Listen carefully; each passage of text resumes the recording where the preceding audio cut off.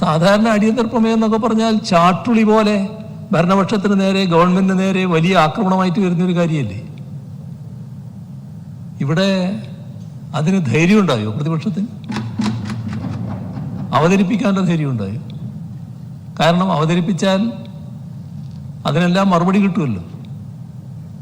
അതിനെ ഭയപ്പെടുകയല്ലേ.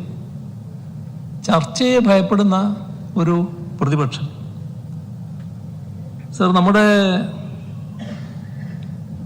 അവസാന സമ്മേളനമാകുമ്പോൾ ഒരു ഗവൺമെന്റിനെതിരെ, മന്ത്രിമാർക്കെതിരെ എല്ലാം എഴുതിക്കൊടുത്ത് ആരോപണങ്ങൾ ഉന്നയിക്കുമല്ലോ. കാരണം നേരെ തെരഞ്ഞെടുപ്പിലേക്ക് പോവുകയല്ലേ. അപ്പോൾ ഗവൺമെന്റിനെ വല്ലാതെ പ്രതിക്കൂട്ടിൽ നിർത്താൻ വേണ്ടി ആരോപണങ്ങൾ ഉന്നയിക്കാൻ തയ്യാറാവില്ല. ഏതെങ്കിലും ഒരു ചെറിയ ആരോപണമെങ്കിലും ഈ സഭയിൽ ഉന്നയിക്കാൻ അവർക്ക് കഴിയും.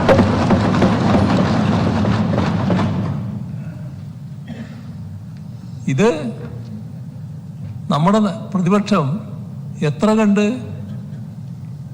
നിലവിലുള്ള വസ്തുതകളെ ഭയപ്പെടുന്നതെന്നല്ലേ.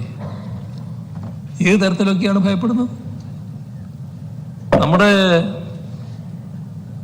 ജനാധിപത്യ സംവിധാനത്തിൽ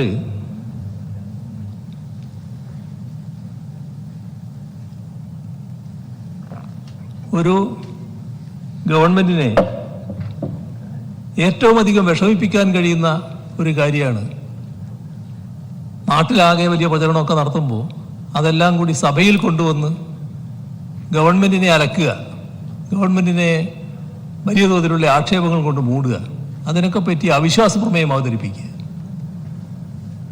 പ്രതിപക്ഷത്തിൻ്റെ ഒരു രീതിയൊക്കെ കണ്ടപ്പോൾ എൻ്റെ ചില സുഹൃത്തുക്കൾ നേരത്തെ പറഞ്ഞു, സഭയിൽ അവിശ്വാസ പ്രമേയം ഇത്തവണ അവതരിപ്പിക്കാൻ സാധ്യതയുണ്ടാവും.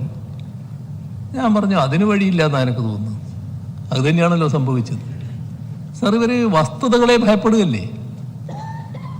അവിശ്വാസ പ്രമേയം അവതരിപ്പിച്ചാൽ എന്തെല്ലാം കാര്യങ്ങളിൽ ഗവൺമെന്റിനോട് ജനങ്ങൾക്ക് വിശ്വാസമുണ്ട് എന്നുള്ള കാര്യങ്ങൾ ഞങ്ങൾ അവതരിപ്പിക്കുമല്ലോ. അപ്പം അതിനെ ഭയപ്പെടുകയല്ലേ. കേരളത്തിൻ്റെ പൊതുവായ കാര്യങ്ങൾ ഭയപ്പെടുകയല്ലേ. സർക്കാർ ഇതേവരെ ചെയ്ത കാര്യങ്ങൾ ഭയപ്പെടുകയല്ലേ. ഇങ്ങനെ ചർച്ചയെ ഭയപ്പെടുന്ന ഒരു പ്രതിപക്ഷം, അതാണ് നമുക്ക് കാണാൻ സാധിക്കുന്നത്.